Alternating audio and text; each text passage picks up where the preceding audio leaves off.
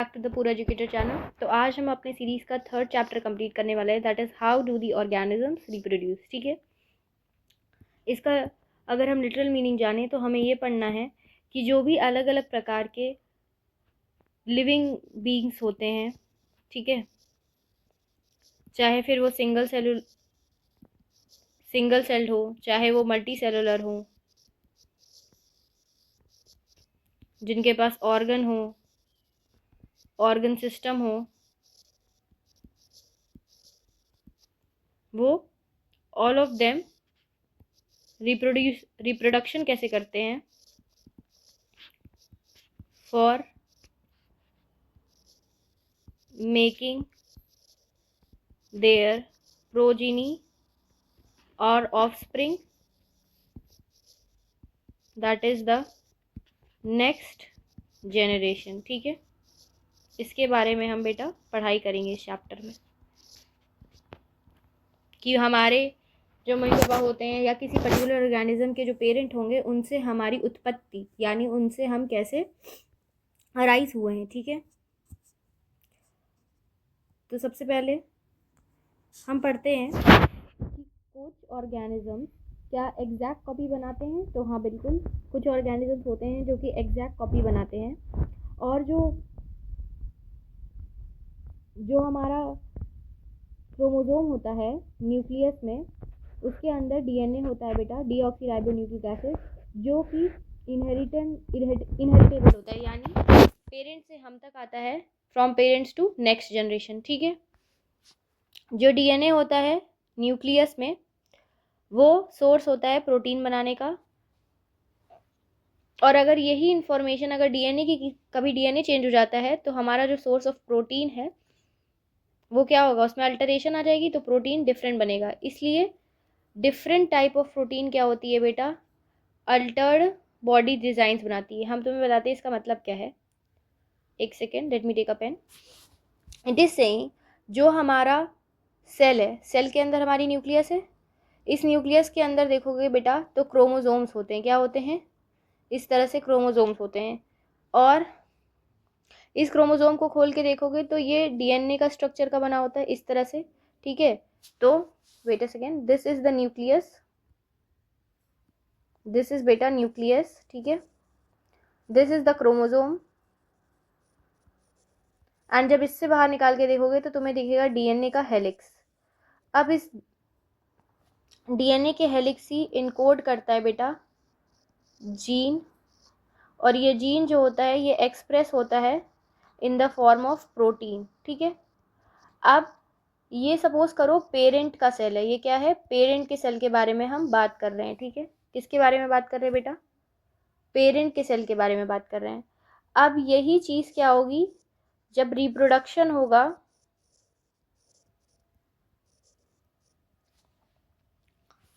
तो जो single parent होते हैं क्या होगा, उनके अंदर ये चीज़ कॉपी हो जाएगी एग्जैक्ट सेम। क्या हो जाएगी, कॉपी हो जाएगी एग्जैक्ट सेम। ठीक है, ये जो ऑफस्प्रिंग बनेगा क्या होगा, जब कॉपी हो जाएगी इस डीएनए की तो ये एग्जैक्ट सेम बनेगा। लेकिन कह रहा है कि कभी कभी क्या होता है कि अगर ये जो डीएनए रिप्रोडक्शन से एग्जैक्ट कॉपी बना रहा है, अगर क्या हो इस डीएनए में किसी तरह की अल्टरेशंस हो जाए, क्या हो जाए, अल्टर हो जाए, यानी इसमें म्यूटेशन हो जाए। ठीक है, कोई रेडिएशन आ जाए, X-ray, UV rays, gamma rays, या फिर कोई केमिकल सब्सटेंस आ जाए जो कि हार्मफुल होता है, तो ये क्या करेगा, अल्टर कर देगा डीएनए को। अब जो जीन इनकोड होगी बेटा वो क्या होगी, ये वाली जीन नहीं इनकोड होगी, तो ये वाला प्रोटीन भी नहीं एक्सप्रेस होगा।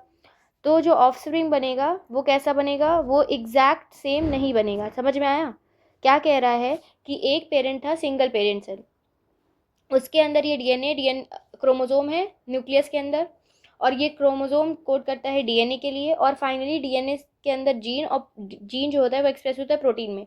तो अगर ये डिवीजन किया यानी रिप्रोडक्शन किया तो ऑफस्प्रिंग जो है वो सिमिलर बन जाएगा, एग्जैक्ट सिमिलर बनेगा। क्यों, क्योंकि ऊपर वाले पेरेंट में जो डीएनए है वही इस वाले बच्चे में भी डीएनए आएगा, ऑफस्प्रिंग मतलब नेक्स्ट जनरेशन का जो बच्चा होता है, ठीक है। लेकिन कह रहा है कि अगर ये वाला जो डीएनए है बेटा, इसमें किसी वजह से म्यूटेशन हो जाए, जैसे रेडिएशन की वजह से, एक्स रेज, गामा रेज, किसी केमिकल की वजह से जो हम शरीर के लिए हार्मफुल होगा, तो डीएनए क्या होगा बेटा, उसके अंदर अल्टरेशन आ जाएंगी, तो ये वो सेम जीन के लिए इनकोड नहीं करेगा, क्योंकि ये जीन फंक्शनल नहीं होगा, ना ही वो सेम प्रोटीन के इनकोड करेगा, तो जो ऑफस्प्रिंग बनेगा वो एग्जैक्ट सिमिलर कॉपी नहीं बनेगा। यही बताने की कोशिश कर रहा है इस पैराग्राफ में, ठीक है। अब देखो, a basic event in reproduction is creation of DNA copy, and cells use chemical reactions to build up copies. Now this creates two copies of DNA in a reproducing cell while they need to be separated from each other. तो क्या है कि जब reproduction हो रहा है, तो हम तुम्हें फिर से बताते हैं, जैसे सपोज करो बेटा कि ये एक तुम्हारा सेल है, ठीक है, ये एक आपका सेल है, और जब रिप्रोडक्शन हो रहा है तो यहाँ पे लेट अस टेक, ये आपका डीएनए है, क्या है, ये डीएनए है, ठीक। तो ये एक और कॉपी ऑफ डीएनए बना लेगा जब रिप्रोडक्शन होगा। अब क्या होगा, इसको डिवाइड करना होगा, क्या होगा बेटा, इस चीज़ को क्या करना होगा, डिवाइड करना होगा, ठीक है, इस चीज़ को क्या करना होगा, डिवाइड करना होगा। तो फिर से क्या होगा, दो छोटे छोटे सिमिलर काइंड ऑफ क्या बनेंगे, ऑफस्प्रिंग बन जाएंगे। क्या बन जाएंगे, सिमिलर, क्योंकि एक एक जो सेल है उसके अंदर दो डीएनए तो रह नहीं सकता, तो सिमिलर काइंड ऑफ क्या बनेंगे, ऑफस्प्रिंग बन जाएंगे। क्या बनेंगे बेटा, सिमिलर काइंड ऑफ ऑफस्प्रिंग। एक मिनट, मैं इसको फिर से बना देती हूँ, ऑफस्प्रिंग बन जाएंगे, ठीक है। तो ये क्या था बेटा, ये हमारा पेरेंट सेल था, ये जो है ये डीएनए है, और ये क्या है बेटा, डीएनए की कॉपी है। अब क्योंकि एक सेल में दो डीएनए तो रह नहीं सकता, तो क्या होगा बेटा, रिप्रोडक्शन से क्या होगा, डिवीजन हो जाएगा, और टू न्यू डॉटर सेल्स बनेंगी, या फिर हम इसको कह सकते हैं ऑफस्प्रिंग। क्या बोल सकते हैं, ऑफस्प्रिंग, ठीक है। एक सेकेंड बच्चों, क्या बोल सकते हैं, ऑफस्प्रिंग, ठीक है। अब देखो आगे बढ़ते हैं बेटा। Keeping one copy of DNA in the original cell and simply pushing the other one out would not work, because the copy pushed out would not have the organized cellular structures for maintaining life process. Therefore DNA copy is accompanied by creation of additional cellular component. तो ये कह रहा है कि सिर्फ अगर हम DNA को कॉपी कर दे रहे हैं और अलग अलग पुश कर दे रहे हैं, तो एक सेल का क्या हो रहा है, निर्माण नहीं हो सकता, यानी एक सिमिलर सेल नहीं बन सकता। क्यों, क्योंकि जो सेल है बेटा उसके अंदर डीएनए के अलावा भी बहुत सारी चीज़ें होनी चाहिए, सेलुलर अपैरेटस, यानी कि सेल के अंदर और भी चीज़ें होती है ना, जैसे माइटोकॉन्ड्रिया हो गया, गोल्गी अपैरेटस हो गई। तो क्या होता है, जब हम डीएनए कॉपी करते हैं, यानी इस डीएनए से, डीएनए कॉपिंग का मतलब इस डीएनए से इस डीएनए को बना रहे हैं, तो क्या कर रहे हैं हम, और भी सेलुलर अपैरेटस का एडिशन कर रहे हैं, और इस वजह से एक सेल जो है वो दो सेल में डिवाइड कर रही है, अलग अलग सेलुलर अपैरेटस उसमें जोड़ के, ठीक है। जैसे कि हम डीएनए के अलावा mitochondria, Golgi apparatus, endoplasmic reticulum, जो भी एक सेल को बनाने के लिए ज़रूरत है, सारे के सारे सेल के अंदर जो भी अपैरेटस लगते हैं एक सेल को fundamental structural unit of life बनाने के लिए, वो सारी की सारी हम डिवाइड करेंगे दोनों के दोनों डॉटर सेल्स पे। बात समझ में आई, ठीक है। अब कह रहा है कि two cells of course are similar, but they are likely to be absolutely identical. The answer to this question will depend on how accurately the copying reaction occurred. देखो कह रहा है कि दोनों सेल सिमिलर की तरह तो दिखेंगे, लेकिन अगर कहें कि वो एब्सोल्युटली आइडेंटिकल है, तो ये डिपेंड करता है कि कॉपी कैसी हुई है। समझ में आ रहा है। No biochemical reaction is absolutely reliable. ऐसा ज़रूरी थोड़ी है कि कॉपी करते समय गलती नहीं हो सकती। मान लो हमने पढ़ा, हम आपको बताते हैं बेटा कि जो हमारा डीएनए है उसमें क्या होता है, बेसेस होते हैं। क्या होता है बेटा, नाइट्रोजनस बेसेस होते हैं। एक second, give me 1 second, I will be writing in a nice manner. क्या होता है बेटा, हमारे डीएनए के पास क्या होते हैं, नाइट्रोजनस बेसेस होते हैं, ठीक है। एडिनाइन हो गया, थाइमिन हो गया, साइटोसिन हो गया, गुआनाइन हो गया। क्या हो गया बेटा, एडिनाइन, थाइमिन, साइटोसिन और गुआनाइन, ठीक है। और क्या होता है, यू फॉर से यूरासिल होता है। अब मान लो कि हम जब कॉपी कर रहे हैं तो ये सीक्वेंस है ATCGU, लेकिन गलती से कॉपी करते समय अगर हमारे पास C हट गया तो क्या होगा, अगर हमारे पास C हट जाएगा तो जो हमारा जीन होगा वो थोड़ा सा अल्टर होगा कि नहीं होगा। तो इसलिए कोई भी बायोकेमिकल रिएक्शन कभी भी रिलायबल नहीं होती है एब्सोल्युटली, मतलब हम उस पर भरोसा नहीं करते कि एग्जैक्ट कॉपी बनेगा, ठीक है। Therefore it is only to be accepted that the process of copying DNA will have some variations. इसीलिए जब कॉपिंग ऑफ डीएनए होता है तो कुछ और कुछ वेरिएशन ज़रूर आता है, ठीक है। अब इस वजह से डीएनए कॉपीज जो होंगी बेटा वो सिमिलर होंगी, पर वो ऐसा ज़रूरी नहीं है कि वो आइडेंटिकल हो। क्यों? क्योंकि उसमें ऐसा हो सकता है कि जो बायोकेमिकल रिएक्शन है वो एब्सोल्युटली रिलायबल ना हो। क्या हो? एब्सोल्युटली रिलायबल ना हो। तो सिमिलर होगा पर आइडेंटिकल नहीं हो सकता, ठीक। अब देखो,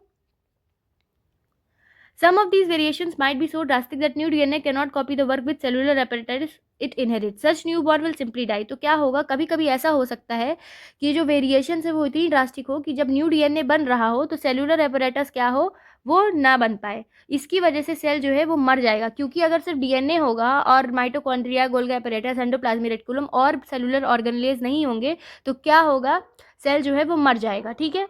On the other hand, there could be still many other variations in DNA copy would not lead to drastic outcome. तो ये बोल रहा है कि ऐसा भी हो सकता है कि कुछ कुछ ऐसे वेरिएशन है जिसकी वजह से डीएनए में बहुत ज़्यादा चेंजेस नहीं आएंगे, ठीक है। तो ये सेल्स जो है वो सर्वाइव तो कर जाते हैं, लेकिन क्या होता है वो एक दूसरे से अलग होते हैं, ठीक। अब tendency for variation during reproduction is a basis of evolution. तो पूछे कि what is the basis of evolution, तो tendency of variation during reproduction क्या है बेटा, बेसिस ऑफ एवोल्यूशन है। ये लाइन याद रखना कि अगर वेरिएशन हो रहा है, ठीक है, तो वो क्या है, बेसिस ऑफ एवोल्यूशन है। क्या है बेटा, बेसिस ऑफ एवोल्यूशन है हमारे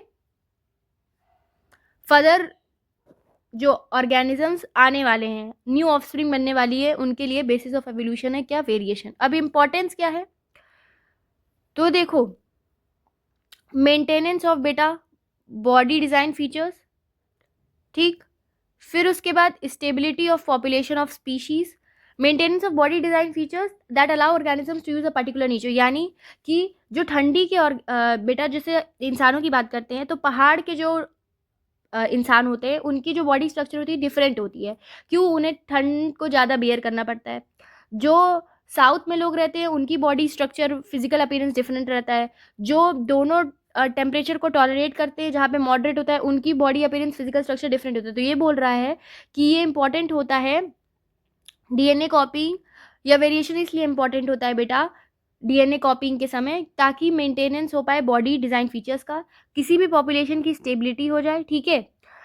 niches can change because of the reasons beyond the control of organism. Temperature on earth can go up and down and water levels can vary. To think few example, if a population of reproducing organisms was suited to a particular niche were drastically and the popular could wide off. तो क्या कह रहे हैं यहाँ पे कि अगर मान लो कि अगर एक पॉपुलेशन ऑफ रिप्रोड्यूसिंग ऑर्गेनिज्म किसी पर्टिकुलर नीचे को सूट करनी है और अगर वो नीच जो है बेटा वो ड्रास्टिकली अल्टर हो जाए तो पॉपुलेशन तो पूरी की पूरी वाइप आउट हो जाएगी। However, if some variation present in few individuals in the population, अगर कुछ वेरिएशन प्रेजेंट होगा कुछ इंडिविजुअल्स में इस सेम पॉपुलेशन में, तो उनके लिए कुछ चांसेस हैं कि वो सर्वाइव कर पाए। तो ये कह रहा है कि सपोज करो एक पर्टिकुलर पॉपुलेशन किसी पर्टिकुलर नीच के लिए, यानी जहाँ पे भी वो रहती है उसके लिए वो सुटेबल है। तो ऐसा हुआ कि कभी भी वहाँ पे कोई भी ड्रास्टिक चेंज आया, जैसे कि यहाँ पे लिखा है कि टेम्परेचर ऊपर नीचे जा सकता है, नीच चेंज हो सकता है, या कोई मीटेओराइट हिट कर गया, यानी कि ऊपर से आसमान से कोई तारा टूट के गिर गया, तो क्या होगा, कुछ वहाँ की सारी पॉपुलेशन क्या होंगी, वाइप आउट हो जाएंगे, यानी ख़त्म हो जाएंगे। क्यों? क्योंकि उनके पास इतनी कैपेसिटी नहीं है कि वो क्या कर पाए, उनके पास इतनी कैपेसिटी नहीं है कि वो अपने जो चेंज है उसको सह पाए। लेकिन अगर इसी पॉपुलेशन में से कुछ ऐसे इंडिविजुअल्स होंगे जिनके पास वेरिएशंस होगा, ठीक है, फ्रॉम दी होल पॉपुलेशन, तो उनके पास कुछ चांस है वो सर्वाइव करेंगे। Now if there were a population of bacteria living in temperate waters and if water temperature to be increase by global warming, most of the bacteria would die but few variants resistance to heat will survive and grow further. वही मैंने बोला, हमने इंसानों का example लिया है। ये बता रहे हैं कि अगर एक पॉपुलेशन ऑफ बैक्टीरिया बेटा जहाँ पे टेम्परेट वाटर हो, यानी क्या हो, ठंडा हल्का फुल्का, तो क्या होगा, अगर वहाँ पे ग्लोबल वार्मिंग की वजह से वहाँ का पानी का टेम्परेचर बढ़ जाए तो ऑलमोस्ट बैक्टीरिया मर जाएंगे। लेकिन कुछ जो वेरिएंट होंगे उसी पॉपुलेशन में से जो कि हीट को रेजिस्ट कर पाएंगे, यानी अगर उनके पास हीट ज़्यादा आ भी गई तब भी वो सर्वाइव कर पाएंगे, तो वही सिर्फ और सिर्फ ग्रो कर करेंगे। इसीलिए वेरिएशन क्या है बेटा, सर्वाइवल ऑफ स्पीशीज के लिए भी इंपॉर्टेंट है। तो यहाँ पे हम आपको फिर से बता दे रहे हैं 3 चीज़ important for the maintenance of body design feature, ये पहला पॉइंट है। स्टेबिलिटी ऑफ पॉपुलेशन स्पीशीज दूसरा पॉइंट है, और survival of species over time तीसरा पॉइंट है for the importance of variation. यही 3 पॉइंट आपको लिखने हैं एग्जाम में, ठीक है।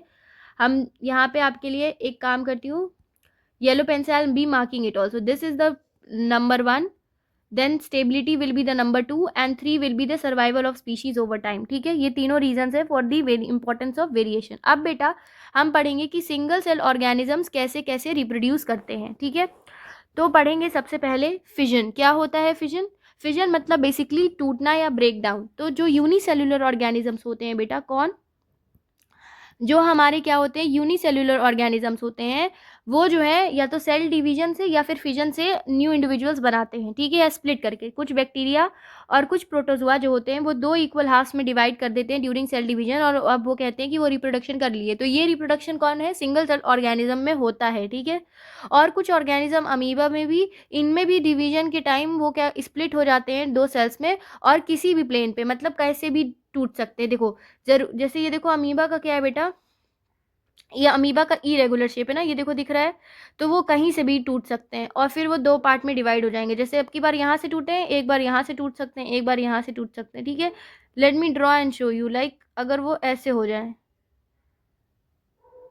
यहाँ से टूट जाए, समझ में आ रहा है, तो वो 2 पार्ट में टूट जाएंगे। तो अमीबा में कौन सा फिजन होता है, याद रखना, बाइनरी फिजन। ये बहुत इंपॉर्टेंट है। अमीबा में बेटा कौन सा फिजन होता है, तो अमीबा में बाइनरी फिजन होता है।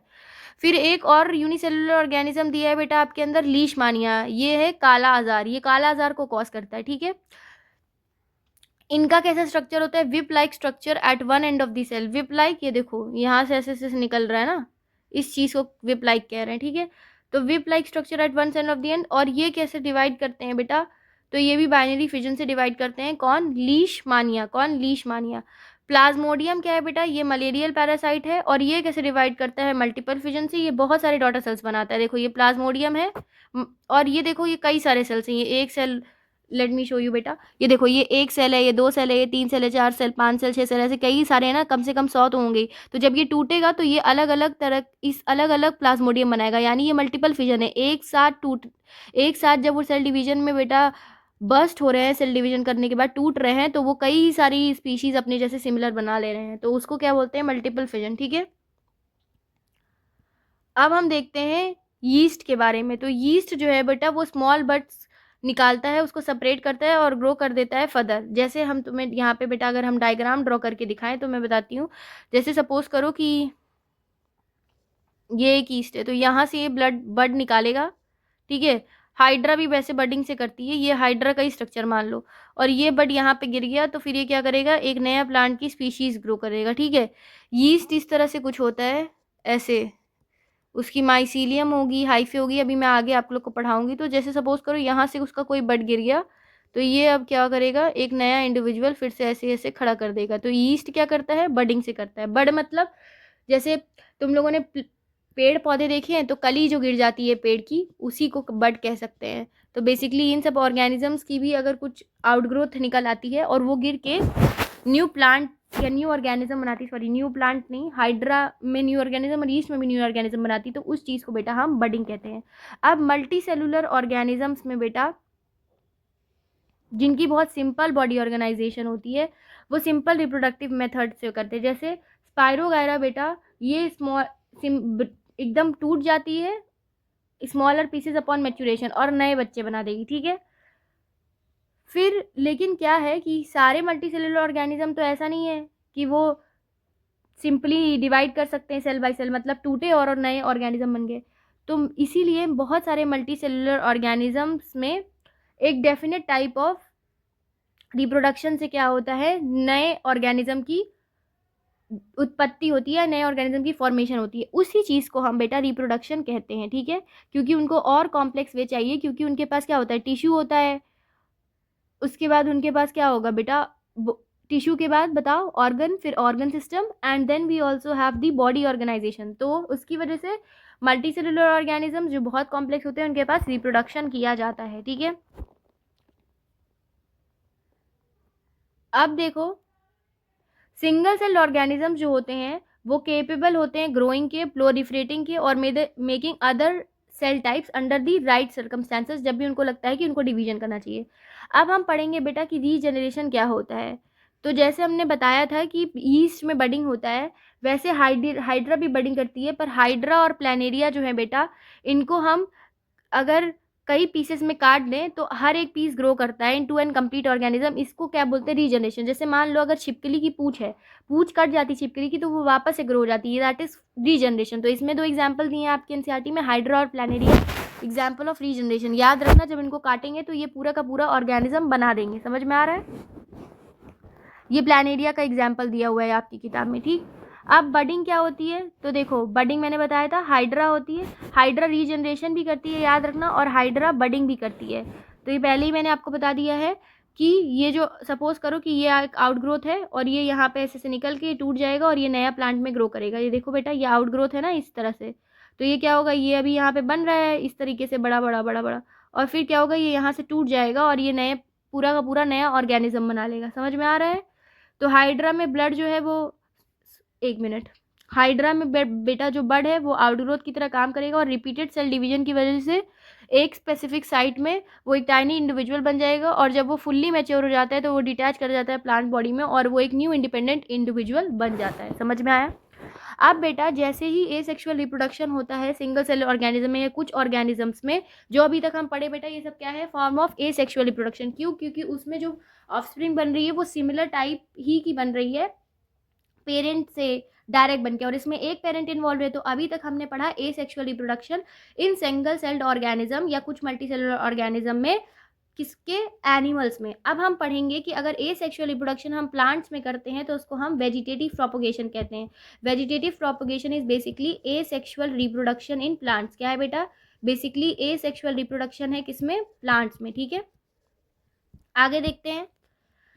तो बहुत सारे प्लांट के जो पार्ट होते हैं, जैसे रूट हो गया, स्टेम्प हो गया, लीव्स हो गया, ये न्यू प्लांट पार्ट में डेवलप कर सकते हैं अगर अप्रोप्रिएट कंडीशन मिलेंगे, ठीक है। अब इसमें कौन कौन से मेथड यूज होते हैं? तो यूज होते हैं तो layering, grafting, to grow plants like sugar cane, roses, grapes, ठीक है, फॉर एग्रीकल्चरल पर्पसेस, ठीक।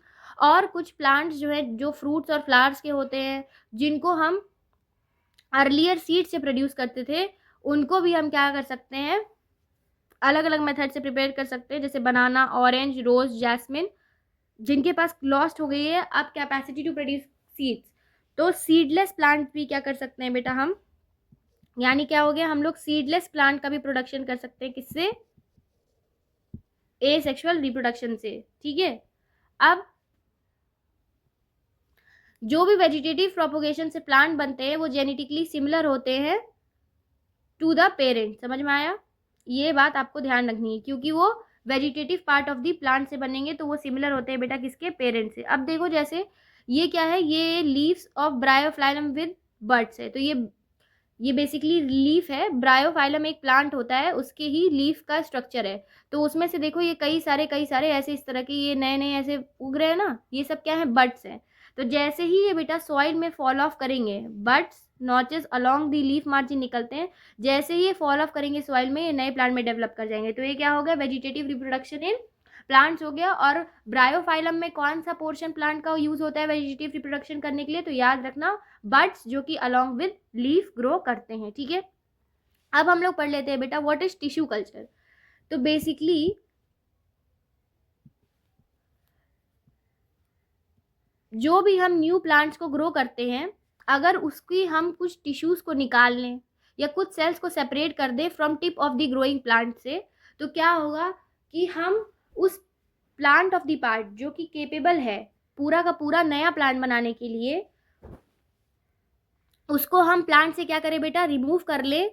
तो उसको अगर हम फिर लैब में आर्टिफिशियल मीडियम पे रखते हैं, जहाँ पे वो बहुत जल्दी डिवाइड करेंगे और वो बना लेंगे छोटे छोटे सेल्स के ग्रुप, जिसको हम कैलस बोलते हैं। फिर इस कैलस को हम किसी दूसरे मीडियम में रखेंगे, जहाँ पे हम हार्मोन्स देते हैं फॉर ग्रोथ एंड डिफ्रेंशिएशन। तो प्लांटलेट यानी छोटे छोटे जो पौधे होते हैं वो उग जाते हैं, और फिर इसको हम सॉइल में रख सकते हैं, जहाँ पे इनको मैच्योर कर सकते हैं बड़े बड़े प्लांट्स में। तो टिश्यू कल्चर क्या हो सकता है? एक मेथड हो सकता है जहाँ पे प्लांट का पार्ट जो कि केपेबल हो पूरे के पूरे प्लांट को ग्रो करने के लिए, ग्रो कराने के लिए, उसको हम निकाल के आर्टिफिशियल मीडियम में लैब में प्लेस करते हैं। फिर जब उसमें कई सारे सेल्स जो होते हैं वो बन जाते हैं by the process of cell division, और वो कई सारे सेल्स को हम कैलस बोलते हैं बेटा। तो फिर उस कैलस को जब हम अनदर मीडियम में रखते हैं जहाँ पे हॉर्मोन्स हम डालेंगे तो वो ग्रोथ कर जाएगी और डिफ्रेंशिएट हो जाएगी स्टेम, रूट्स एंड लीफ में। फिर वो प्लांटलेट्स में ग्रो करेगी छोटे छोटे, और उनको जब हम सॉइल में रखते हैं तो वो मैच्योर प्लांट में होती है। एक जो हमारा बेनिफिट है टिश्यू कल्चर का, उससे हम क्या कर सकते हैं बेटा, डिजीज फ्री प्लांट बना सकते हैं। उससे हम क्या कर सकते हैं, उससे हम डिजीज फ्री प्लांट बना सकते हैं, याद रखना, ठीक है।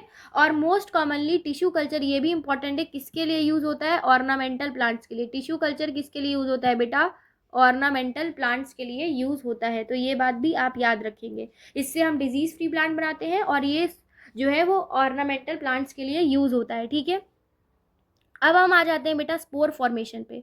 तो जो सिंपल मल्टी सेलुलर ऑर्गेनिजम्स होते हैं, यानी जिनके पास कई सारे सेल्स के बने होते हैं, ठीक है, प्लांट्स में, तो क्या होता है, जैसे ये राइजोपस देखो, ये मल्टी सेलुलर है और Rhizopus is a example of fungi.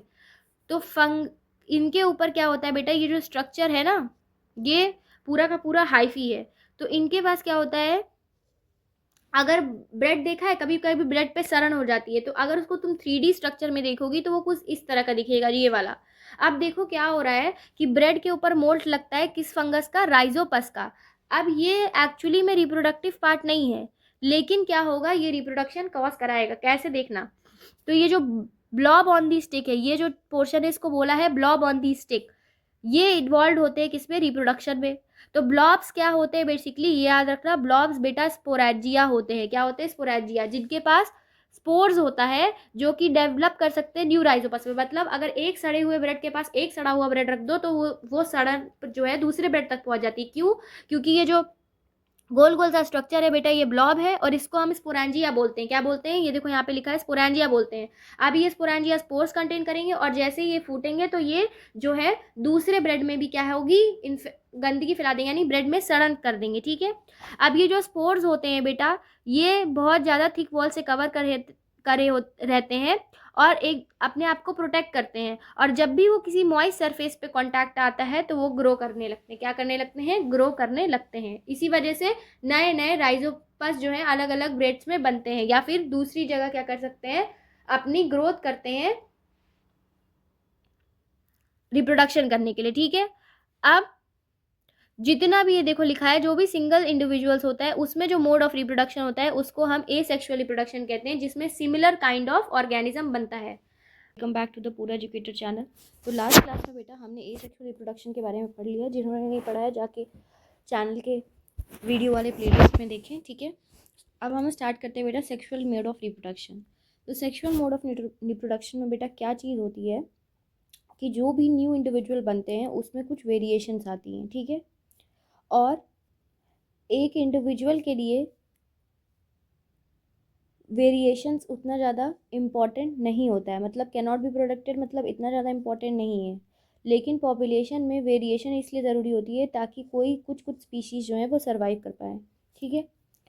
अब जो वेरिएशंस होंगे वो because of the reproductive mode of reproduction की वजह से वेरिएशंस होंगे, ठीक है। तो अब हम पढ़ेंगे कि जब भी हम डीएनए कॉपिंग करते हैं तो वो डीएनए कॉपिंग क्या होती है बेटा, एक्यूरेट नहीं होती है हमेशा, ठीक है। और यही जो वेरिएशंस, यही जो डीएनए कॉपी में एक्यूरेट क्या नहीं होता है, कॉपिंग नहीं होता है, इस वजह से जो वेरिएशन है वो आती है अलग अलग जनरेशन में, ठीक है।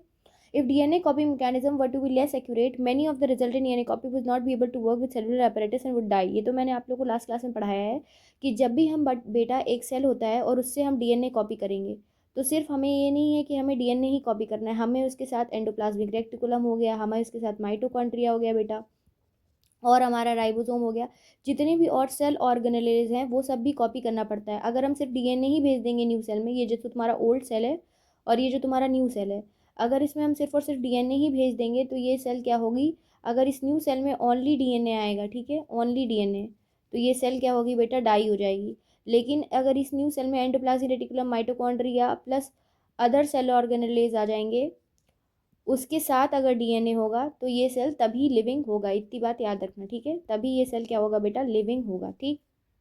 अब देखते हैं how can the process of DNA making variation be speeded up. तो कह रहा है कि जब भी जो कॉपिंग होता है और जब उसमें वेरिएशन आता है तो वो बहुत स्लो होता है, तो इसको हम स्पीड अप कैसे कर सकते हैं। जैसे दो डिफरेंट इंडिविजुअल्स को लेंगे एक पॉपुलेशन में और उनके डिफरेंट पैटर्न्स होते हैं क्योंकि वेरिएशंस होते हैं उनमें, ठीक है।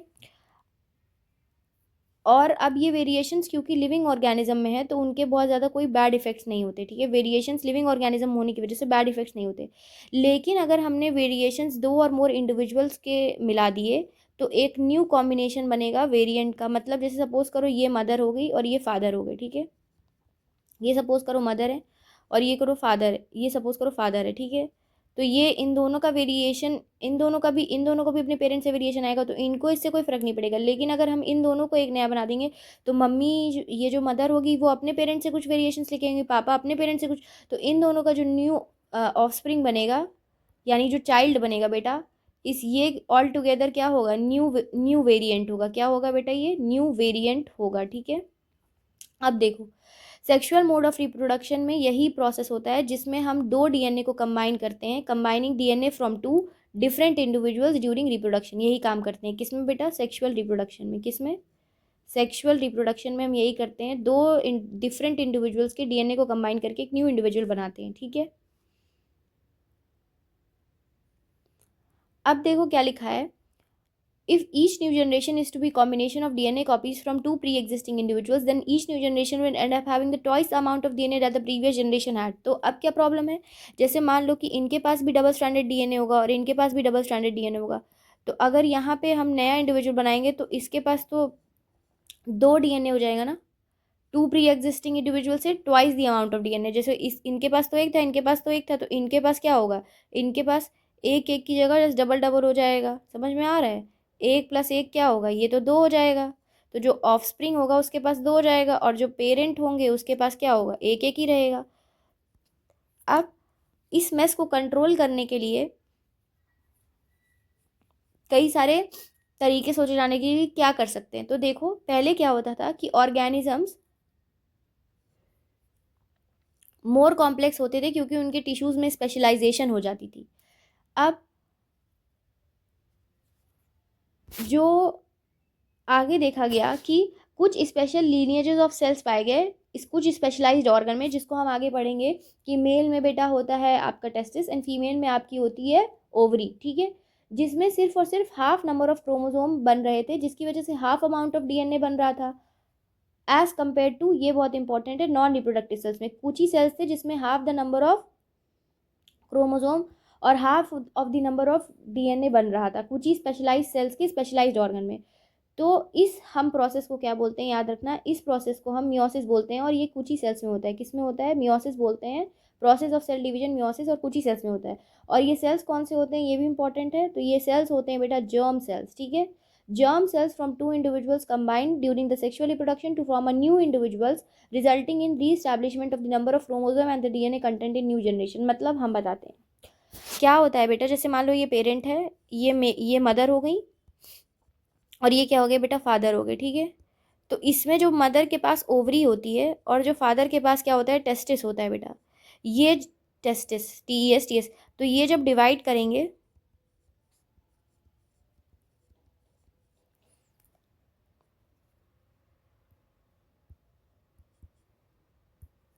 ये क्या है, ओवरी है, ठीक है, और ये क्या है, टेस्टिस है। तो ये जब डिवाइड करते हैं बेटा तो क्या होगा कि इनके जो सेल्स के अंदर, इनके पास सपोज करो ये सेल है, ठीक है, ये सेल सपोज करो डिवाइड कर रहा है और इनके पास भी ये सेल होगा, सपोज करो ये वाला सेल डिवाइड कर रहा है, ठीक, ये वाला सेल हो गया, ये वाला सेल हो गया।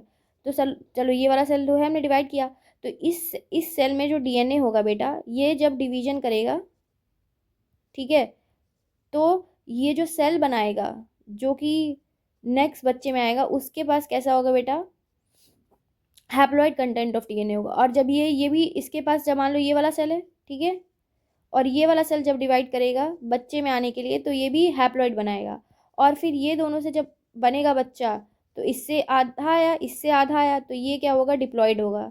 यानी पेरेंट भी डिप्लॉयड थे, ये देखो ये मदर का है, ये भी डिप्लॉयड थे, और फादर का है बेटा, ये भी डिप्लॉयड थे, ठीक है। लेकिन ये हैप्लॉयड हुए किसी प्रोसेस से, और ये प्रोसेस, इस प्रोसेस ऑफ, एक minute let me change the colour, इस प्रोसेस ऑफ सेल डिवीजन को मियोसिस कहते हैं, और ये सिर्फ स्पेशलाइज सेल्स में होता है जिसको हम जर्म सेल्स कहते हैं, जो कि मेल्स में टेस्टिस होगा और फीमेल्स में ओवरी होती है। इनके कुछ एक सेल डिवाइड करेंगे मियोसिस से, हैप्लॉइड डीएनए बनाएंगे, और फिर डिप्लॉइड जो है वो रिस्टोर हो जाएगा किसमें, न्यू ऑफस्प्रिंग में। तो वो देखो पैराग्राफ में यही बोलने की कोशिश कर रहा है कि germ cells two individuals combined during the sexual reproduction, तो ये जर्म सेल्स हैं दो इंडिविजुअल्स के जो कंबाइन होते हैं, और इसकी वजह से जो डीएनए कंटेंट है न्यू जनरेशन में और द नंबर ऑफ क्रोमोसोम है वो वापस से री इस्टेब्लिश हो जाता है। क्या होता है बेटा, वापस से री इस्टेब्लिश्ड हो जाता है, ठीक है, याद रखना ये चीज़। अब देखो, if zygote is to grow and develop into an organism which has highly specialized tissue and organ, then it has to be sufficient storage of energy. In very simple organism, it has seen that two germ cells are not very different from one another or may be even be similar. तो simple organism में बेटा जो दो germ cells होते हैं वो different नहीं होते हैं और similar भी हो सकते हैं, ठीक है, may be similar. But body defines become more complex, the germ cells also specialise, one germ cell is large. अब देखो क्या होता है, वन जर्म सेल लार्ज होता है क्योंकि जो डेवलपिंग चाइल्ड होता है उसको खाना चाहिए होता है, तो वो फूड को स्टोर करता है, वाइल अदर इज स्मॉलर और लाइकली टू मोटाइल। तो अभी पढ़ेंगे लार्ज किसको बोल रहे हैं और स्मॉलर किसको बोल रहे हैं। अब देखो, जो मोटाइल होता है बेटा, यानी जो चल सकता है, the motile germ cell is called the male gamete, and the germ cell that is storing the food उसको फीमेल गैमिट बोलते हैं। अब हम ये नेक्स्ट, अभी हम पढ़ेंगे आगे ह्यूमन रिप्रोडक्शन, तो उसमें देखेंगे। अब सब आपकी किताब में दिया हुआ है, क्या दिया हुआ है, हमें क्या पढ़ना है, sexual reproduction in flowering plants. किसके बारे में पढ़ना है बेटा, sexual reproduction in flowering plants के बारे में पढ़ना है, ठीक है। तो सबसे पहले इसमें हम देख लेते हैं कि sexual reproduction in flowering plants में हमारे पास दो पार्ट होते हैं। याद रखना कि अब जैसे मेल ह्यूमंस में मेल और फीमेल होता है, वैसे ही प्लांट्स में बेटा क्या होता है, मेल फ्लावर होता है और फीमेल फ्लावर होता है, ठीक है। या फिर इसमें ऐसा भी हो सकता है कि सिंगल प्लांट में सिंगल फ्लावर में मेल पार्ट भी हो और क्या हो, फीमेल पार्ट भी हो, ठीक है। तो इन दोनों को मिला के हम क्या बोल देंगे बेटा, बायसेक्सुअल फ्लावर। क्या बोलेंगे, बायसेक्सुअल फ्लावर। और अगर कोई प्लांट है और उसमें मेल फ्लावर अलग है और फीमेल फ्लावर अलग है, जैसे एग्जाम्पल हम तुम्हें लेते हैं पपाया, पपाया में मेल का पेड़ अलग होता है तो मेल का फूल अलग अलग उगेगा, और फीमेल का फूल अलग होता है तो फीमेल का फूल अलग होगा, ठीक है। और अब कभी ऐसा हो सकता है कि सिंगल प्लांट में एक ही फ्लावर में मेल पार्ट भी हो फीमेल पार्ट भी हो, तो उसको हम बायसेक्सुअल फ्लावर कहते हैं। इतनी जानकारी अभी देनी है, आगे हम पढ़ते हैं तो फिर हम आगे देखते हैं और क्या क्या हम इसमें इंपॉर्टेंट नोट बताना चाहेंगे, ठीक। तो सबसे पहले बेटा याद रखना कि जो रिप्रोडक्टिव पार्ट होता है फ्लावरिंग प्लांट्स को, एक तो पहली बात याद रखना, फ्लावरिंग प्लांट्स को हम एंजियोस्पर्म बोलते हैं। क्या बोलते हैं, फ्लावरिंग प्लांट्स का साइंस में नाम होता है एंजियोस्पर्म, ठीक है। तो जो, एक सेकेंड, तो जो मेल्स का रिप्रोडक्टिव पार्ट होता है, स्टेमन जो होता है मेल होता है और पिस्टल जो होता है फीमेल होता है, ठीक है। इनके पास क्या होती है बेटा, जर्म सेल्स होती हैं, ठीक है। कुछ यूनिसेक्सुअल फ्लावर्स यानी जिनके मेल और फीमेल फ्लावर अलग होते हैं उनको यूनिसेक्सुअल बोलते हैं, उसका एग्जांपल है पपाया एंड वाटरमेलन। और कुछ बायसेक्सुअल फ्लावर्स जिसका हिबिस्कस और मस्टर्ड है, इन दे में देखो बहुत स्टेमन और पिस्टल होगा, ये जो बायसेक्सुअल फ्लावर्स है। और जो यूनिसेक्सुअल फ्लावर है उसमें मेल और फीमेल फ्लावर अलग होगा, कंटेन आइदर स्टेमन और पिस्टल, ठीक। अब स्टेमन क्या है, मेल रिप्रोडक्टिव पार्ट है जो कि पोलन ग्रेन बनाता है और येलो कलर का होता है, ठीक है। ये येलोइश पाउडर कभी कभी हमारे हाथ में चिपक जाता है अगर हम स्टेमन ऑफ द फ्लावर को छूते हैं। पिस्टल जो है बेटा वो सेंटर ऑफ द फ्लावर में प्रेजेंट होता है और ये फीमेल रिप्रोडक्टिव पार्ट होता है, ठीक है। पिस्टल के 3 पोर्शन और होते हैं, तो जो सबसे नीचे फूली हुई पार्ट होती है उसको ओवरी, मिडिल पार्ट को स्टाइल बोलते हैं और टर्मिनल पार्ट को स्टिकी होता है जिसको स्टिंगम बोलते हैं, जहाँ पे पोलन ग्रेन आके चिपकता है। ओवरी के अंदर ओव्यूल्स होता है और हर ओव्यूल के पास क्या होता है, एक एक्सेल होता है। मेल जर्म सेल्स बेटा पोलन ग्रेन प्रोड्यूस करते हैं और वो फ्यूज करते हैं female gamete present in the ovule, मतलब ये जो एक्स सेल है इनसे, और फ्यूजन ऑफ जर्म सेल्स और fertilisation give us the rise to zygote which is capable of growing into new plant. तो ये तो हमें पता है कि जो फ्यूजन होता है, एक सेकेंड बैक कर देती हूँ, जो फ्यूजन होता है जर्म सेल्स का उसको फर्टिलाइजेशन बोलते हैं और वो न्यू प्लांट में ग्रो करता है। अब मैंने इतना आप लोगों को कहानी सुना दी तो सोच रहे होंगे मैम ये क्या बोली जा रही है, समझ में नहीं आ रहा है, तो अब देखते हो डायग्राम। कह रहा है बेटा कि ये जो पिस्टल है ये क्या है बेटा, आपका female part of the plant है, ठीक है। हम यहाँ पे ये बाइसेक्सुअल फ्लावर है, जैसे मान लो हिबिस्कस का या मस्टर्ड का। हिबिस्कस गुड़हल होता है, मस्टर्ड जो है सरसों का पेड़ होता है, ठीक है। सेम स्टेमन क्या है बेटा, ये बता रहा है कि मेल रिप्रोडक्टिव प्लांट है। अब देखो बताया है कि पिस्टल के 3 अलग पोर्शन होते हैं। जो ये नीचे से फूला हुआ पोर्शन है इसको ओवरी बोलते हैं। ये जो है तुम्हें दिखा रहा है यारों से, ये जो पूरा पोर्शन है बेटा इसको ओवरी बोलते हैं। फिर यहाँ से जो लंबा सा इलोंगेटेड ट्यूब टाइप स्ट्रक्चर है इसको क्या बोलते हैं, स्टाइल। और ऊपर की तरफ ये स्टिकी पोर्शन होता है जिसको हम बोलते हैं स्टिग्मा, जहाँ पे पोलन ग्रेन ऐसे ऐसे छोटे छोटे होते हैं आके लैंड करते हैं, ठीक। उसके बाद ये बायसेक्सुअल फ्लावर है। तो बायसेक्सुअल फ्लावर में स्टेमन में 2 पार्ट होता है, एंथर और फिलामेंट। फिलामेंट ट्यूबुलर स्ट्रक्चर है जो कि basal part of the flower से ग्रो करता है, और उसके ऊपर एंथर होता है। एंथर ही रिस्पॉन्सिबल है बेटा पोलन ग्रेन बनाने के लिए। एंथर ही रिस्पॉन्सिबल है किसके लिए, एंथर ही रिस्पॉन्सिबल है पोलन ग्रेन बनाने के लिए, ठीक। उसके बाद तुम्हें पता है कि सुंदर सुंदर जो तुम्हें दिखता है, जैसे गुड़हल का पेड़ ले लो, हिबिस्कस फ्लावर, तो बाहर देखो रेड रेड कलर का होता है, वो उसका पत्ती फूल निकली होती है, कलरफुल होता है, तो उसको हम पेटल बोलते हैं। और नीचे जो जिस जिस पोर्शन से बेटा ब्रांच से अटैच होता है ये फ्लावर का पार्ट, उसके बाहर उसके बाहर जो है बेटा क्या हो रहा है कि आपका हरा हरा पोर्शन निकला होता है। इसको हम क्या बोलते हैं, इसको हम बोलते हैं सेपल। क्या बोलते हैं, इसको हम बोलेंगे सेपल, ठीक है। अब देखो बेटा, हमने डायग्राम पढ़ लिया ऊपर फ्लावर का। अब हम देखेंगे कि ये जो पोलन है बेटा वो उसको ट्रांसफर होना होता है from the stamen to stigma. मतलब जो ऊपर देखो ये जो पार्ट है स्टेमन का, एंथर से यहाँ पे चिपकाना होगा। इसके लिए होता क्या है, तो अगर सेम फ्लावर है, transfer of pollen occurs in same flower, इसको हम सेल्फ पॉलिनेशन कहते हैं। लेकिन if pollen is transferred from one flower to another, इसको हम क्रॉस पॉलिनेशन बोलते हैं, ठीक है। अब ये पॉलिनेशन बहुत एजेंट से होता है, विंड, वाटर और एनिमल से। पोलन लैंड्स ऑन, अगर पोलन जो है बेटा, एक बात याद रखना कि अगर रोज़ का पेड़ है तो रोज़ के पेड़ के स्टिग्मा पे रोज़ के पेड़ का पोलन ही लैंड करेगा। ऐसा नहीं है कि सूरजमुखी या सनफ्लावर के पोलन जो है उस वो अगर तुम्हारे ग्रोथ पे लैंड करता है तो कोई भी इंटरेक्शन नहीं होता। मतलब जो पोलन है और जो तुम्हारा स्टिग्मा है वो सेम फ्लावर स्पीशीज़ का होना चाहिए। डिफरेंट फ्लावर की स्पीशीज़ पे अगर कोई पोलन लैंड करता है डिफरेंट फ्लावर के स्टिग्मा पे, तो कोई भी रिप्रोडक्शन नहीं होगा या कोई भी फर्टिलाइजेशन नहीं होगा। इसीलिए पोलन जो है उसको सूटेबल स्टिग्मा पे लैंड करना पड़ता है।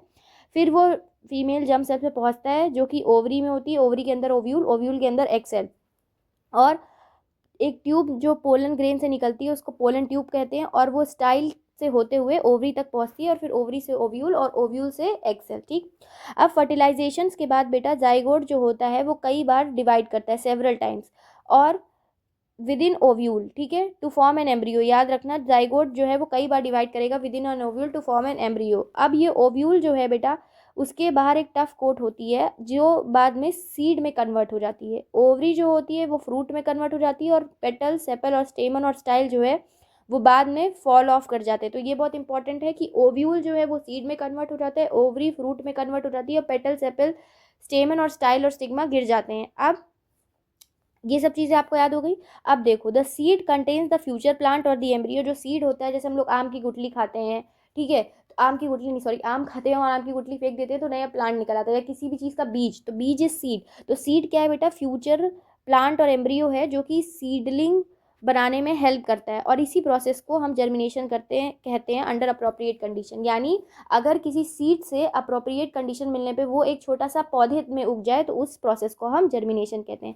अब फटाफट से हम ये वाली चीज़ देख लेते हैं। यहाँ पे देखो क्या लिखा हुआ है। जैसे सपोज करो ये पोलन ग्रेन है, ठीक है, तो ये उसका थोड़ा सा पोलन ट्यूब है। अब ये तुम्हारी स्टाइल जा रही है, ये स्टाइल है, ये सॉरी ये तुम्हारा स्टाइल है बेटा, ठीक है। तो अब इसके अंदर से ये पोलन ट्यूब जाएगा जाएगा जाएगा जाएगा जाएगा, और फिर ये तुम्हारे एग सेल में घुस जाएगा। ये female germ cell is an egg cell, और ये बाहर वाली क्या है बेटा, ओवरी। अब यहाँ पे जो है तुम्हारा ये पोलन ग्रेन लैंड हो जाएगा, और क्या होगा, फर्टिलाइजेशन हो जाएगा, और germination of the pollen grain आए ऑन स्टिग्मा। तो ये डायग्राम बना सकते हो। फिर जर्मिनेशन क्या होता है, तो देखो कैसे, अगर मान लो कि कोई सीड है, ये सपोज करो कोई सीड है, तो ये ग्रो कैसे होता है प्लांटलेट में, मतलब रूट और शूट कैसे बनेगा, ठीक है। तो देखो ऊपर की तरफ बेटा प्यूम्यूल ग्रो करता है जिसको हम कहते हैं फ्यूचर शूट। यही जो है ब्रांचेस बनाएगा, लीव्स बनाएगा, आगे जाके बड़ा होगा तो फ्रूट्स देगा, ठीक है। तो प्यूम्यूल को याद रखना, फ्यूचर शूट होता है, और रेडिकल आर फॉर रूट से याद रखना, रेडिकल। तो रेडिकल जो है वो फ्यूचर रूट है, यानी रूट बनाने में जो हेल्प करता है उसको हम रेडिकल बोलते हैं। और जो खाना स्टोर करेगा, ठीक है, ये जो पोर्शन है ये खाना स्टोर करता है, इसको पहुंचाएगा तभी शूट को और रूट को, तभी तो वो बड़ा होगा, तो उसको हम कॉटिलीडन बोलते हैं। क्या बोलते हैं? कॉटिलीडन बोलते हैं। ठीक है, आई होप आपको समझ में आया होगा। अब बेटा हम पढ़ेंगे रिप्रोडक्शन इन ह्यूमन बींग्स। क्या पढ़ेंगे? रिप्रोडक्शन इन ह्यूमन बींग्स पढ़ेंगे। ठीक है, तो इसमें देख लेते हैं जो भी इम्पोर्टेंट है वो सब।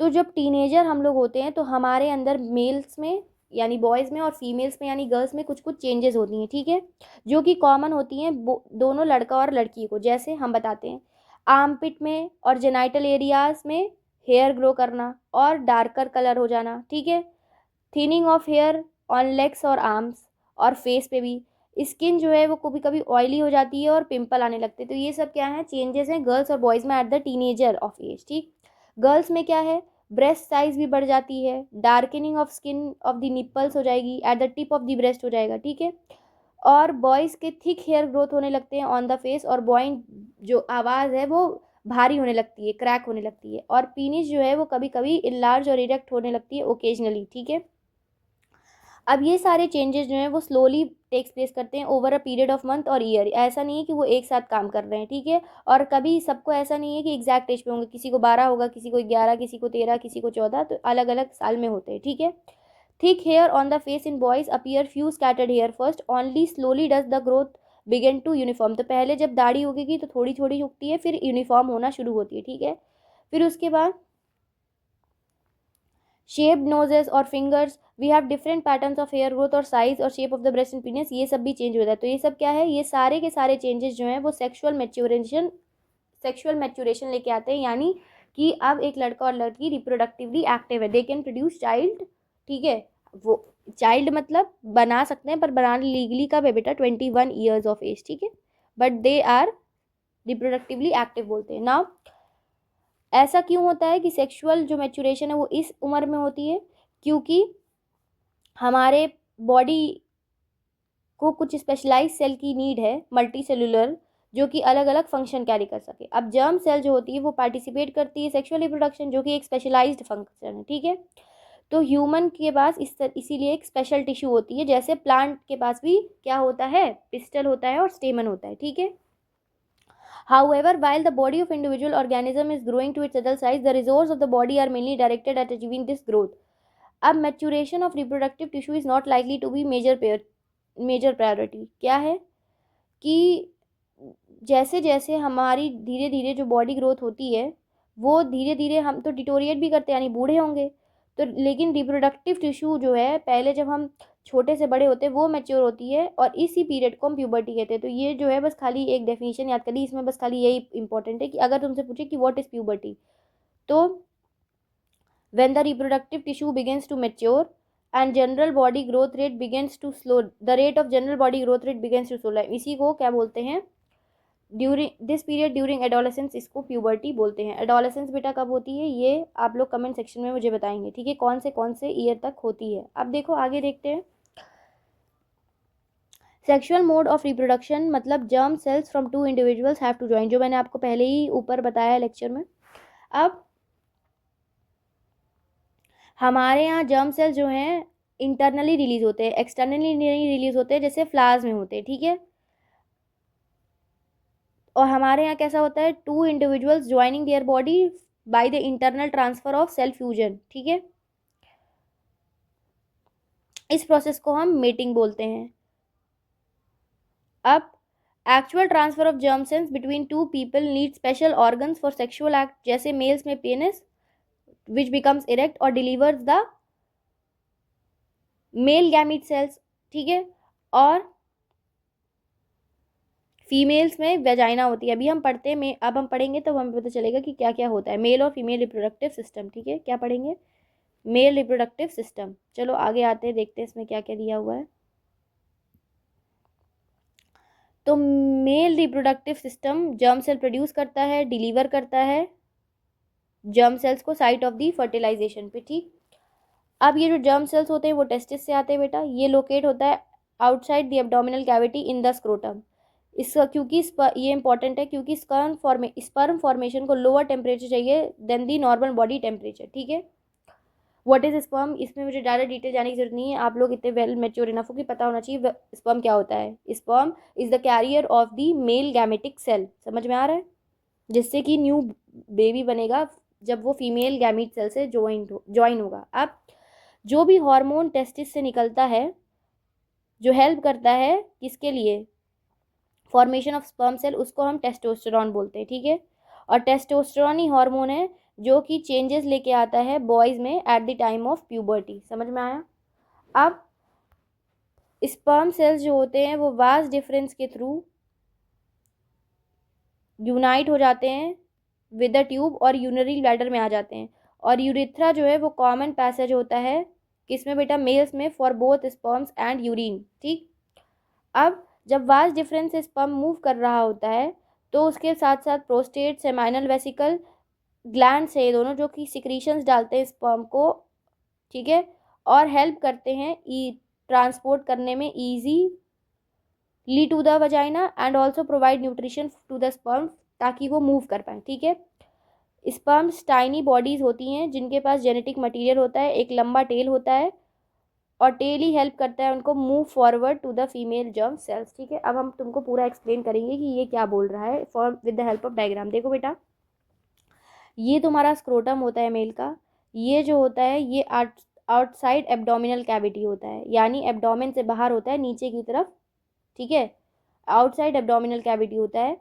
इसका मतलब क्यों आउटसाइड एब्डोमिनल कैविटी होता है, तो यहाँ लिखा क्योंकि इनको टेम्परेचर जो है वो लोअर चाहिए होता है 2 से 3 डिग्री बॉडी टेम्परेचर के। अब स्क्रोटम के अंदर टेस्टिस होता है, टेस्टिस के अंदर ही क्या होती है, स्पर्म फॉर्मिंग सेल्स होती है जो स्पर्म बनाती हैं। अब जैसे ही स्पर्म का फॉर्मेशन होता है तो वास डिफरेंस जो होता है वो स्पर्म को कैरी करता है यहाँ से यहाँ से यहाँ से यहाँ से, और वो यूरेटर से मिल जाता है, यूरेटर यहाँ से आ रहा होता है, समझ में आ रहा है। तो वास डिफरेंस बेटा यहाँ से स्पर्म लेके जा रहा है और इसके साथ जुड़ जा रहा है।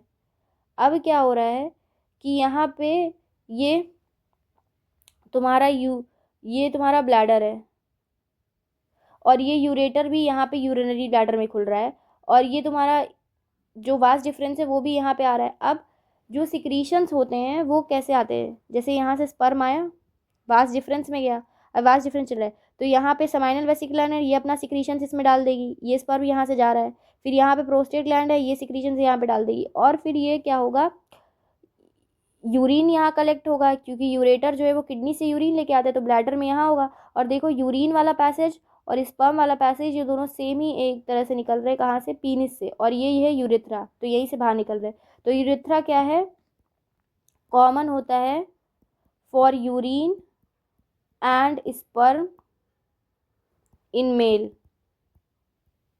ठीक है, यानी जो स्पर्म है वो और जो यूरिन है वो दोनों यूरेथ्रा से मेल में कॉमनली बाहर जाते हैं, ठीक है। इतनी बात समझ में आ गई। और ये सेमाइनल वेसिकल जो है ये यहाँ पे है तो यहाँ से स्पर्म आ रहा होगा तो ये यहाँ पे सिक्रीशन पोर कर देगा, ये स्पर्म यहाँ आ रहा है तो प्रोस्टेट इसमें सिक्रीशन डाल देगा, बस इतना ही याद रखना है, ठीक। अब हम फीमेल रिप्रोडक्टिव सिस्टम में पहले डायग्राम ही देख लो। तो बेटा क्या है कि ये जो हमारी जो ओवरी है वो पेल्विक फ्लोर में एब्डोमिनल कैविटी में लोकेटेड है, तो ये क्या है, ओवरी है, यही क्या करती है, फीमेल का एग बनाएगी। अब ये एग यहाँ पे रिलीज होगा, एग यहाँ पे रिलीज होगा, अब इस एग को यहाँ जाना है, तो ये जो लेता कौन है एग को अपने अंदर, वो ओविडक्ट या फैलोपियन ट्यूब लेता है। कौन लेता है, ओविडक्ट और फैलोपियन ट्यूब।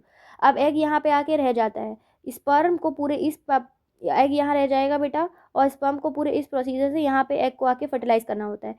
तो ये जो पोर्शन होता है जहाँ पे ये जो पूरा पोर्शन है इस चीज़ को यूट्रस बोलते हैं, जहाँ पे बेबी ग्रो होता है, ठीक है, जहाँ पे बेबी ग्रो होता है इस पोर्शन को क्या बोलते हैं, यूट्रस बोलते हैं। और जो जो स्पर्म ट्रैवल करता है वो वजाइना, सर्विक्स और यूट्रस से ट्रैवल करता है और पहुँचेगा कहाँ पे, ये यूट्रस के पास और फैलोपियन ट्यूब के एंड पे। तो सर्विक्स और वजाइना क्या है बेटा, बर्थ कैनाल, जब भी बच्चा निकलेगा तो वो ग्रो यहाँ होता है और इन दोनों से बाहर आएगा, तो ये क्या होते हैं, सर्विक्स और वजाइना जो है बर्थ कैनाल होते हैं, ठीक है। तो जो पीनिस होती है वो यहाँ पे स्पर्म जो है उसको गिराएगी, ठीक है, स्पर्म को गिराता है पीनिस, और सर्विक्स और वजाइना से स्पर्म ट्रैवल करके यूट्रस पे जाता है और ओविडक्ट के एंड पे आता है जहाँ पे फर्टिलाइजेशन होता है। ठीक है, अब आगे हम पढ़ते हैं क्या है इस इन दोनों की आपकी लेबलिंग्स आनी चाहिए। इसकी तो आपको लेबलिंग आनी चाहिए और इसको तो आपको ड्रॉ करके भी लेबल करना आना चाहिए। ठीक है, ड्रॉ करके लेबल करना आना चाहिए इस डायग्राम को। ठीक, अब देखते हैं फीमेल रिप्रोडक्टिव सिस्टम के बारे में। तो जो फीमेल जर्म सेल्स होती है या एग्स होती है, ये ओवरी में बनती है, मैं पहले ही बता चुकी हूँ। ठीक है, और कुछ हॉर्मोन्स रिस्पॉन्सिबल होते हैं। तो जब भी गर्ल कोई पैदा होती है तो उसके ऑलरेडी ओवरी में इमेच्योर एग पड़े होते हैं। जब प्यूबर्टी होता है तो हर महीने बेटा एक एग एक ओवरी से निकलता है और उसके बाद वो फैलोपियन ट्यूब थिन ओविडक्ट से होते होते वो क्या होता है वहाँ पे रुक जाता है। फिर ये दोनों ओविडक्ट है वो यूनाइट होते हैं in elastic bag like structure जिसको यूट्रस कहते हैं, और यूट्रस ओपन्स इनटू वजाइना और vagina open into vagina through cervix, यानी सर्विक्स बीच में आता है, यूट्रस सर्विक्स और वजाइना। ठीक, अब स्पर्म जो है बेटा वो वजाइनल पैसेज में आ जाता है ड्यूरिंग द इंटरकोर्स और फिर ट्रैवल करता है अपवर्ड और ओविडक्ट तक रीच करता है और एनकाउंटर करता है एग को। फिर जब फर्टिलाइज्ड एग जिसको हम जाइगोट कहते हैं वो स्टार्ट करता है डिवाइडिंग और फिर वो बन जाता है एम्ब्रियो। ना embryo is implanted in the lining of the uterus जहाँ पे वो ग्रो होता है और ऑर्गन्स डेवलप होते हैं और वो फीटस बन जाता है। ठीक है, मतलब जो बच्चा होता है वो इम्प्लांट होगा कहाँ पे, लाइनिंग ऑफ द यूट्रस में। लेट मी शो यू, जैसे सपोज करो ये तुम्हारी एक्सेल रही और ये तुम्हारा स्पर्म आके इसको फर्टिलाइज कर दिया, तो ये एक जाइगोट बन जाएगा और ये जो वॉल्स देख रहे हो ये रेड रेड कलर की, इसी पे इम्प्लांट हो जाएगा और ये बच्चा बड़ा होता जाएगा। ठीक है, और ये इलास्टिक होता है तो ये फैलता रहता है। समझ में आया? तो इतना ज़्यादा उसमें लॉजिक लगाने की ज़रूरत नहीं है, अभी जितना है उतना ही आपको पढ़ना है कि जब फर्टिलाइजेशन हो जाता है बेटा, जब आपका फर्टिलाइजेशन हो जाता है जाइगोट बन जाता है तो वो डिवाइड करेगा, क्योंकि ऑब्वियसली उसको धीरे धीरे क्या होगा, पूरा ह्यूमन छोटे बच्चे में हाथ पैर आँख मुंह सब होता है ना, तो उसको बनाना होगा। तो वो पहले तो वो जाइगोट डिवाइड करेगा, वो एम्ब्रियो बन जाएगा, एम्ब्रियो चिपक जाएगा लाइनिंग ऑफ यूट्रस से जाके और फिर वो ग्रो करेगा, उसके ऑर्गन्स डेवलप करेंगे और वो फीटस बन जाएगा। फीटस मतलब जिसमें हाथ पैर आँख नाक मुंह डेवलप होना स्टार्ट हो गया। समझ में आ रहा है? उसके बाद अब क्या है, जब भी बच्चा, क्योंकि जब हमारा प्यूबर्टी स्टेज आ जाता है तो एवरी मंथ जो है वो बॉडी यूट्रस को प्रिपेयर कर रही होती है कि अगर प्रेगनेंसी हो गई तो बच्चे को कैसे ग्रो कराएंगे। ठीक है, तो uterus prepare itself every month to receive and nurture the growing embryo. ठीक, और इसकी वजह से वो अपनी लाइनिंग को बहुत मोटा कर लेता है और रिचली सप्लाइड विद ब्लड ताकि वो एम्ब्रियो को नरिश कर पाए। ठीक, अब सपोज करो कि एम्ब्रियो जो है, मान लो फर्टिलाइजेशन हो गई तो एम्ब्रियो को न्यूट्रिशन चाहिए मदर्स के ब्लड से, तो ये मिलता है with the help of special tissue जिसको हम प्लेसेंटा बोलते हैं। क्या बोलते हैं? प्लेसेंटा। ये एक डिस्क शेप का होता है which is embedded in the uterine wall, जिसके पास विलाई होती है on the embryo side of tissue and on the mother side और ब्लड स्पेसेस। ठीक है, तो विलाई कहाँ होगी? एम्ब्रियो की तरफ होगी और मदर साइड पे ब्लड स्पेसेस होगी अराउंड द विलाई। और ये जो होती है सरफेस एरिया प्रोवाइड करती है larger for glucose and oxygen to pass from mother, क्योंकि मदर से क्या जाएगा? खाना और शुद्ध हवा, और एम्ब्रियो जो है वो जो भी वेस्ट जनरेट करेगा वो वापस से मदर के ब्लड में चली जाती है थ्रू प्लेसेंटा। ठीक है, और इसी तरह से क्या होता है, पूरा डेवलपमेंट होता है फीटस का। फिर जब 9 महीने का पूरा बच्चा हो जाता है तो rhythmic contraction in muscles of uterus की वजह से बच्चा जो होता है वो पैदा हो जाता है। एक चीज़ हमें तुम्हें यहाँ पे diagram, I don't think so बना होगा, तो हम ये वाला तुम्हें डायग्राम बना के दिखाते हैं। चलो, जैसे सपोज करो बेटा कि ये तुम्हारा मदर का वॉल है। ठीक है, और इसके नीचे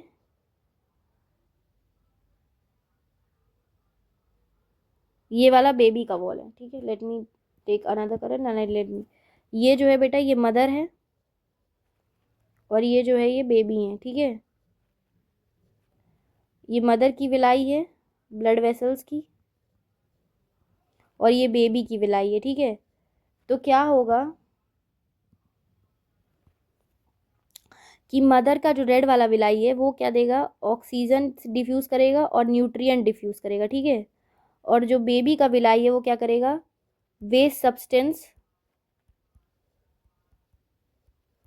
देगा। और यही जो है, ये जो ये दोनों जो मिल जाती है ना बेटा,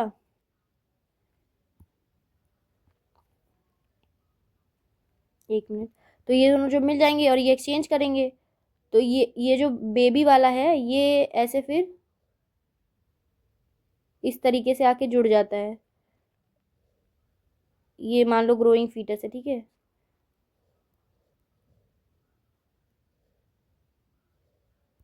बस इतना याद रखना है।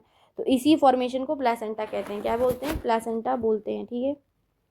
ये क्या है? फीटस या फिर बेबी बोल सकते हो, ठीक है। और यही जो कनेक्शन होता है, इसी कनेक्शन को हम क्या बोलते हैं बेटा? प्लेसेंटा। क्या बोलते हैं? प्लेसेंटा। समझ में आ गया? अब देखो,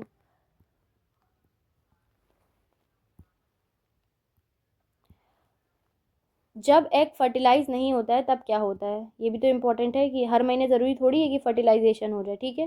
तो जब एग फर्टिलाइज नहीं होगा तो हमने ये तुम्हें पहले ही बताया था, याद करो, कि हर महीने जो यूट्रस है वो प्रिपेयर करती है अपने आप को फर्टिलाइजेशन के लिए। जब अपने वॉल्स को थिक करेगी और ब्लड वेसल्स को हाईली वहाँ पे रिच कर देगी ताकि पूरा का पूरा जो ब्लड फ्लो है वहाँ बना रहे। तो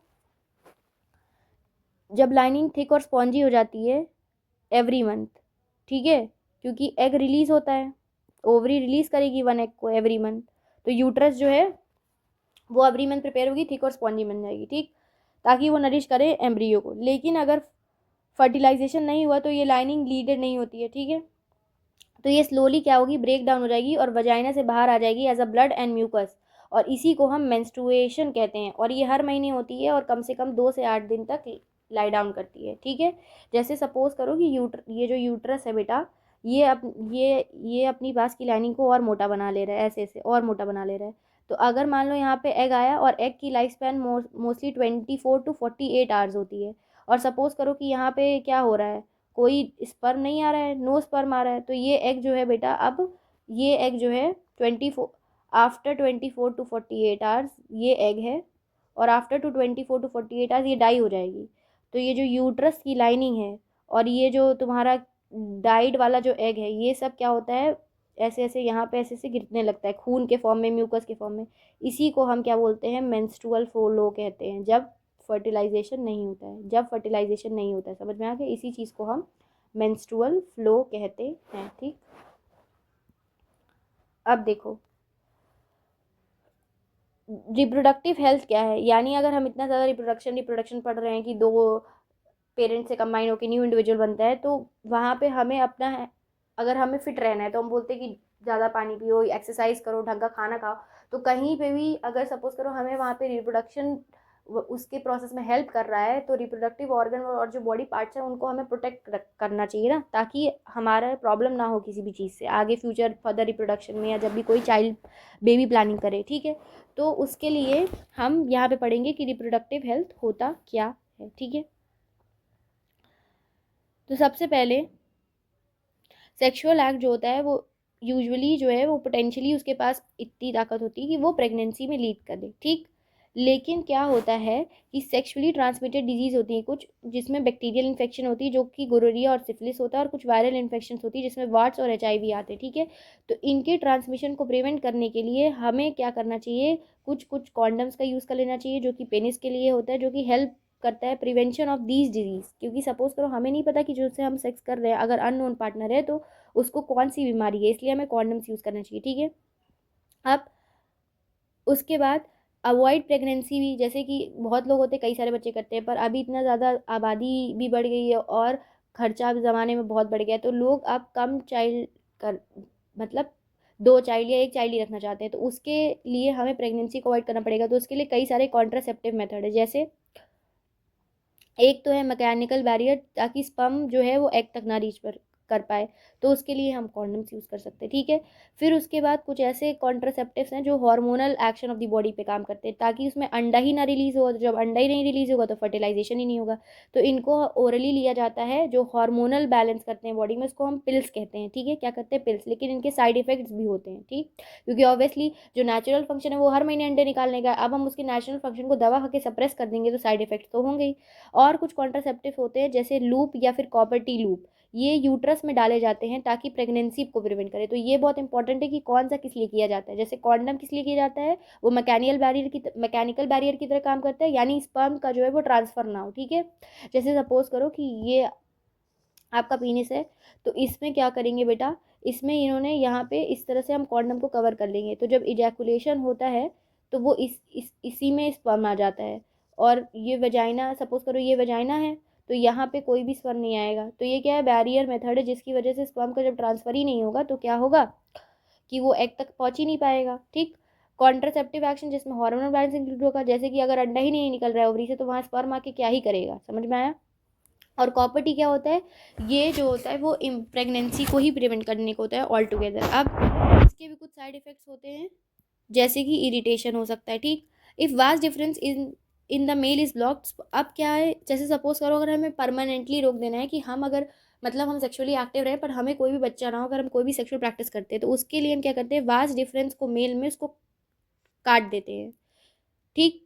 और इस वजह से स्पर्म ट्रांसफर प्रिवेंट होता है। और फैलोपियन ट्यूब जो फीमेल में होता है उसको भी ब्लॉक कर देते हैं ताकि एग ही ना रीच कर पाए यूट्रस में। तो in both the cases fertilisation फिर कभी बाद में हो नहीं सकता। और ये जो है ये सर्जिकल मेथड ब्लॉक के लिए होते हैं, ये लॉन्ग रन के लिए सेफ होते हैं और सर्जरी ही इन्फेक्शन कॉज कर सकती है, वरना ऐसी कोई प्रॉब्लम नहीं होती है, ठीक है। लेकिन क्या है कि ये रिवर्सिबल नहीं है, इरिवर्सिबल है, यानी एक बार अगर वास्ट डिफरेंस और फैलोपियन ट्यूब कटवा दिया तो मतलब यू बोथ कैन, या जो भी मेल और फीमेल है बेटा वो क्या कर सकता है, सेक्सुअल एक्ट कर सकता है, लेकिन उनके बच्चे पैदा नहीं हो सकते, ठीक।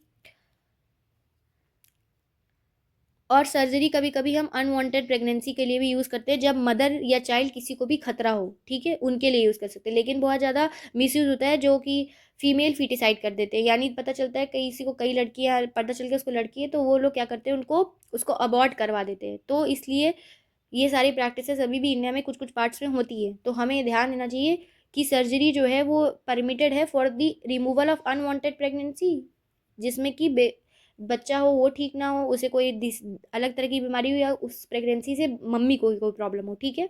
वरना हमें लड़की देख के अबॉर्शन नहीं करना चाहिए, ठीक है, क्योंकि female male sex ratio maintain होना चाहिए एक सोसाइटी में, ठीक है। अब the rate of birth and death in a given population will determine it size, बिल्कुल अच्छी बात है कि अगर जितना ज़्यादा बर्थ होगा और जितना ज़्यादा डेथ होगा उसी से तो पॉपुलेशन की साइज पता चलती है, ठीक है। तो पॉपुलेशन एक्सपैंड कर रही है, ठीक।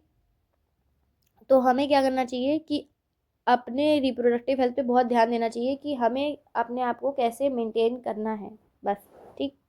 अब देखो what you have learn, reproduction unlike other process is not essential, very important. Reproduction में कॉपिंग ऑफ डीएनए होता है, ठीक है, और सेलुलर एपरेटस एडिशन होता है, तभी सेल जिएगा वरना नहीं जिएगा, ठीक है।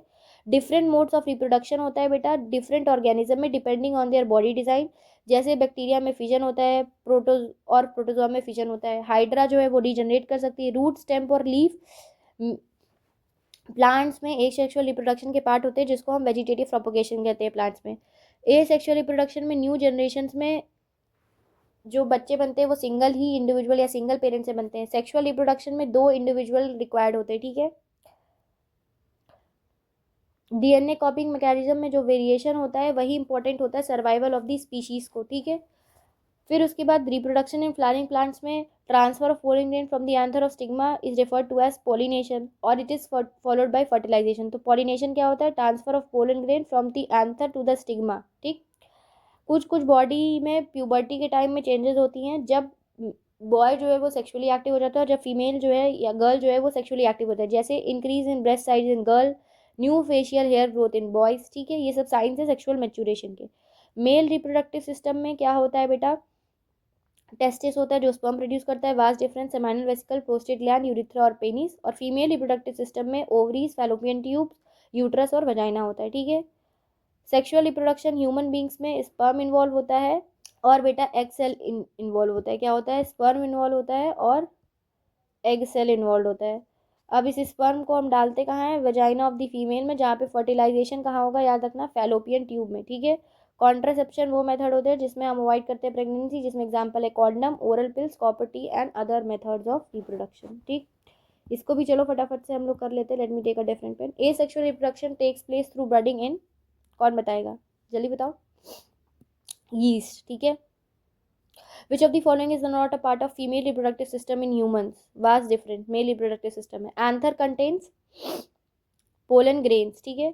What are advantage of sexual reproduction over asexual reproduction? तो बहुत सारी चीज़ें होती है बेटा, वेरिएशंस होता है, फिर स्टेबिलिटी इन पॉपुलेशन होगा, sir higher rate of survivability होगी, ठीक है। What are the functions performed by testis in human beings? तो ये लोअर होता है एब्डोमिनल एब्डोमेन से लोअर होता है ताकि उसको 2 to 3 डिग्री टेम्परेचर वो कम मेंटेन करे बॉडी से, और स्पर्मेटोजेनेसिस यानी स्पर्म के फॉर्मेशन में हेल्प करता है ताकि जो फर्टिलाइजेशन का प्रोसेस है वो अच्छे से हो पाए। वाई डज मेंस्ट्रुएशन अगर, तो एवरी मंथ हमारी जो ओवरी है बेटा वो, सॉरी एवरी मंथ जो हमारा, हाँ एवरी मंथ जो हमारी ओवरी है वो एग से निकालती है, तो यूट्रस प्रिपेयर करती है कि अगर प्रेगनेंसी हुई तो हम अपनी लाइनिंग को थिक कर लेते हैं, ब्लड वेसल्स बढ़ा लेते हैं। लेकिन सपोज करो जब प्रेगनेंसी नहीं हो रही है तो अंडे का जो लाइफ है 24 to 40 आवर्स होगा, 48 आवर्स होता है। तो अंडे को उतने घंटे में अगर स्पर्म नहीं मिला तो क्या होगा, अंडा खत्म हो जाएगा, और वो जो लाइनिंग है यूट्रस की वो उसकी भी जरूरत नहीं, क्योंकि अब तो बच्चा बन नहीं रहा है, तो वो अंडे के साथ शेड करेगा ब्लड वेसल और म्यूकस को लेके, और रेड रेड कलर का लिक्विड सिक्रीशन निकलता है, उसी को हम बोलते हैं मेंस्ट्रुएशन। और इसी प्रोसेस को मेंस्ट्रुअल साइकिल बोलते हैं, जो कि हर महीने होता है अगर प्रेगनेंसी नहीं होती है तो, ठीक है। Level diagram of longitudinal section of flowers, तो आपको उसमें सेपल बनाना है, पेटल बनाना है, स्टेमन बनाना है और पिस्टल बनाना है और उसको लेबल कर देना है, ठीक है। डिफरेंट मेथड ऑफ कॉन्ट्रासेप्शन आप सबको पता है, कॉन्डम्स हो गए, ओरल पिल्स हो गया, सर्जिकल मेथड हो गया, ठीक है, कॉपर टी हो गया, ये सब चीज़ें हो गई ना। How are the modes of reproduction difference in unicellular and multicellular, तो यूनिसेलुलर में जो रिप्रोडक्शन होता है उसको हम एसेक्सुअल कह सकते हैं, या सिंपल सेल डिवीजन जो माइटोसिस में टूट जाते हैं तो वो रिप्रोडक्शन होता है। मल्टी सेलुलर ऑर्गेनिज्म में स्पेशलाइज सेल्स होते हैं, क्योंकि इसमें 2 मेल और फीमेल अलग अलग होते हैं, तो उसमें जो रिप्रोडक्शन होता है वो कैसा होगा, सेक्सुअल रिप्रोडक्शन होगा, ठीक है, याद रखना। How does reproduction help in providing stability to the population of species, क्योंकि उसमें वेरिएशन आता है और वो जो न्यू चेंजेस होते हैं वो अडाप्ट कर सकते हैं। What could be the reasons for adapting contraceptive method, to delay pregnancy, to space between child, to space between child and do not want an unwanted pregnancy. तो ये सारी चीज़ें हो सकती हैं जो कि हमें रीजंस हो सकती हैं adopting for the contraceptive method. तो आपके लिए बाय बाय, आपके ये चैप्टर भी कंप्लीट हो चुका है। नेक्स्ट चैप्टर है हमारा हेरिडिटी, और इसके पहले मैंने क्लास 10 के तीनों चैप्टर कंप्लीट कर दिए हैं, तो आप चैनल के प्लेलिस्ट में प्लीज़ जाके देखिए। कोई भी फीडबैक हो बताएं, और all the best for your board exam, और डेली मन लगाकर पढ़ाई करें। Please like share and subscribe the channel. Thank you.